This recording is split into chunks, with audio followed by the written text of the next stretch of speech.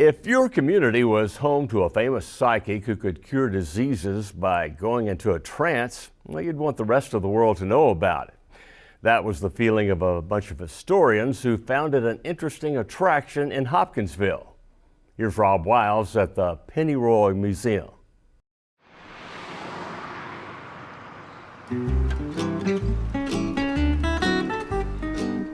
On one of the main streets in Hopkinsville, Kentucky, an imposing building stands. Once the city's post office, it found a new purpose way back in 1976 when citizens, like historian William Turner, acquired the building from the government with a promise to use it for educational purposes. We saw no better use of it than a museum. And so we took the name Pennyroyal, which is the geographic region of this section of southwestern Kentucky, and named it the Pennyroyal Area Museum. Getting the building may have been the easy part. Then Turner and the museum founders had to set about finding things to put into the museum. But in a place like Hopkinsville, that wasn't hard, since so many interesting things happen here. Things like the Night Rider War, dating back to the early 1900s and centering around tobacco prices, and a fight to keep them high by violent men known as the Night Riders.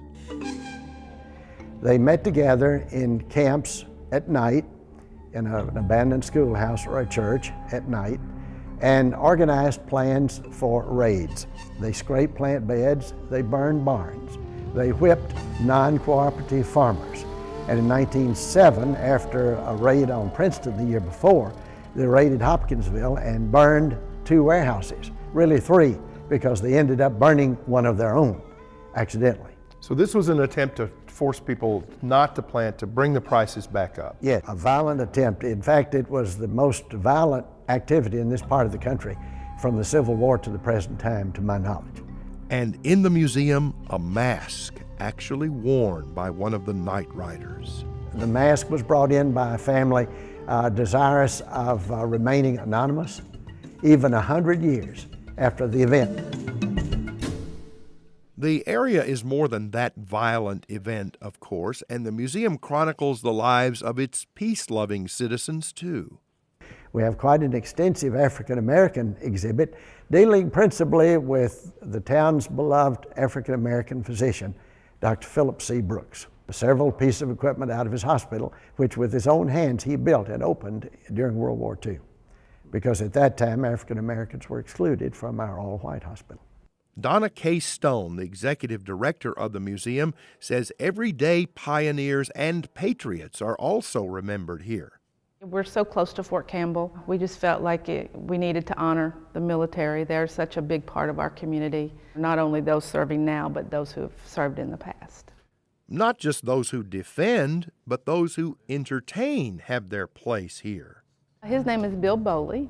He was a local ventriloquist.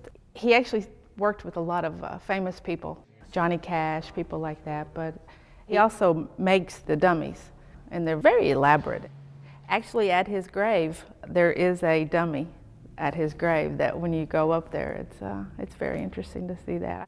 A marionette on a grave is not the strangest thing that happened in the Hopkinsville area. That honor would probably fall to a man who diagnosed diseases while in a trance. Edgar Casey was born in this county in 1877. At the age of about 23, having lost his voice, he discovered what he came to believe, and we agree, a God-given gift to self-impose hypnosis, to describe the ailment and prescribe treatment. And this was the beginning in Hopkinsville in 1901 of over 14,000 psychic readings he gave through the course of his life until his death at Virginia Beach, Virginia in 1945. D.D. Casey is Edgar Casey's second cousin, and he actually spent time with his famous relative. He was a very humble man, and he talked a lot about the family. He was interested in his family locally, and his boys were both in the service then. He talked about where they were. He'd read the Bible 68 times in his lifetime, and at least. And so part of his conversation was related instances in the Bible. I mean, it just came up in normal conversation with him.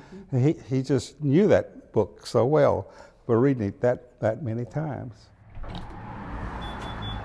Lots of interesting exhibits in the museum there. Of course, most people who come from out of town or out of the country come here because of Edgar Cayce.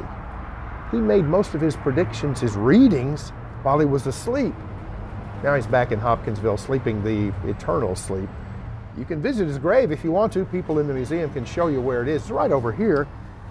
Oh, and after you've gone over there, don't forget to come back and go right across the street over there to the Emergency Museum. Lots of great vehicles in there. It's a little bit of fire memorabilia, and then also it's our transportation collection. So I think we have 2 of the original fire trucks of Hopkinsville, just a lot of vehicles. We have a 1909 Model 10 Buick that's our pride and joy. It's gorgeous.